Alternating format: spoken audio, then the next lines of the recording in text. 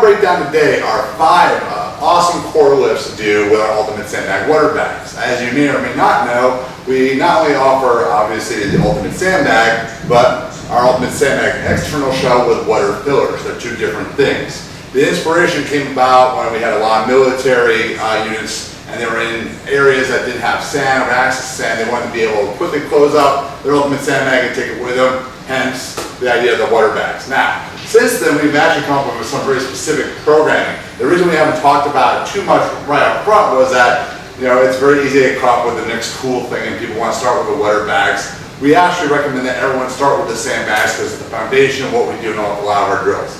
The only thing you will not be able to do with your Ultimate Sandbag water bag that you can do with the sand is clean the fist. Just because of the size and dimension of the water bags, you won't be able to do that. But we got some really cool stuff to go over. First and foremost, one of the drills that you notice that we haven't talked a lot about that's sort of commonplace in sandbag training is shouldering. Now, I love actually using our Ultimate Sandbag water bags for shouldering because as the weight goes up, it's actually moving up and down, and as we actually shoulder it, it'll push us forward and back. So we actually have to react to not just producing force up and down, but forward and back. So Jessica takes her power USB here, and she's going to just set up like she would, pop, the notebook handle side facing up. She's going to stand over 50% of the bag. She's going to make sure she has a nice flat back. She's going to go ahead and hinge her hips back, and in one swoop motion, shoulder right up. Now you're going to notice that with smaller USBs, the instability isn't as dramatic as bigger ones. So we have that to consider. When she comes down, she leads with the hips, follows the arms back down. Now we don't do another rep until we make sure we start, or we finish in the same position we start, meaning that the bag's like inching out in front of us. So just do 1 or 2 more reps, Jess.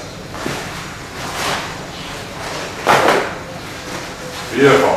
So we get that feedback forward and back. It's a good metabolic drill. We also get to see what type of core stability people have because they also have to fight rotation.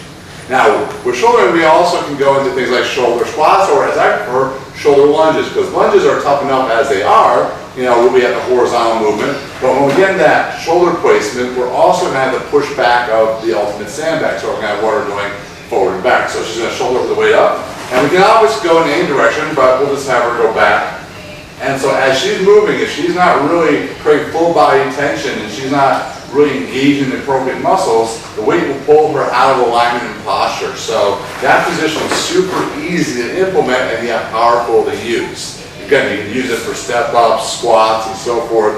A wonderful drill to use. The important thing that you're noticing is that we have to give the bag some motion. Now, how is the water bag different from something like a slosh pipe? A slosh pipe tends to be so long that you can't do so much, so having these varying dimensions allows us to actually use the instability of the water. Now, the next one is going to seem kind of simple, but we'll get a lot of benefit out of it. It's sort of a 2-in-1. If we go in the front hold position, one of the great ways I love introducing the water bag is just simply front-loaded squats. Because as we go front-loaded squats, as she starts moving a little bit, getting a little bit of rhythm, there's going to be slight deviation of the water back and forth. So it's going to force her to engage more of her core. She's going to have to brace in her torso a little bit more so. We can use the same position for carries, marches, step-ups, same thing. It's a little more stable than the shoulder position. So if you have a bigger Ultimate Sandbag or you're trying to challenge a load component more, it's a great way sort of to introduce it. So those are 3 great ways. 4th, we're going to go to our arc press. A lot of people don't do the arc press with the sandbags because, let's be honest, as you start doing them, they start sagging a lot of people, and unless you have longer arms, it can be kind of cumbersome to do. With the shape of the water bags, you won't have that drooping as much. So when this brings the weight up, similar to what we did shouldering, she does nice and slow arc presses. Not only are we getting a press up and down, we're getting the press forward and back. So again, we're getting some additional core and shoulder stability work done throughout the movement. And then of course the last one that I love is around the world. And the reason I love around the world is because already just in the nature of around the world, you have to react to the movement of the Ultimate Sandbag. With the water, your core has to react, and basically reacting means turning on and off even more so. So let's just going to do a few reps so you can see what we're talking about. And basically the progressions are the same. We would go from slow to fast, making sure she's pivoting through her feet. And you'll find that as the bag picks up speed, so does the water. So you really have to learn how to pivot through the hips, stabilize through the spine. So these 5 great core exercises with the water Ultimate Sandbag give you some ideas of how we actually implement and program with a specific purpose.